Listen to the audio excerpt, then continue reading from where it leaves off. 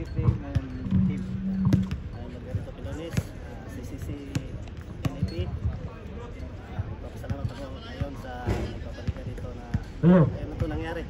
Okay. Sir, congratulations sa pagkuha ninyo sa best player of the game. Mukhang napakaganda ng laro nyo. Galing po kayo sa Pilipinas. So, ano yung kwento nyo po? Bakit ang ganda ng laro nyo sa gawin nyo? Ayun lang, sa ngayon, nag-adjust pa ako kasi mga bago yung mga kasama namin.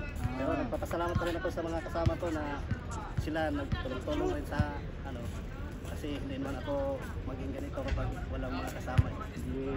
Ibig sabihin, dahil kayo po yung walang talo, ano po yung may masasabi nyo dun sa mga makakalaban nyo pagkatapos nito?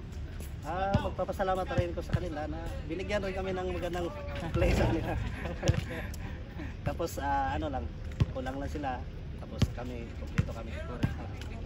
So, but huling message sa mga audience at saka players at saka sa pamilya natin sa Pilipinas. Nagpapasalamat rin ako sa pamilya ko na nakabalik ako dito na safe na safe. Okay. Tapos ganito, nakalaro kami sa bagong paligan ninyo. Tapos yung mga ka-teammates ko, thank you rin.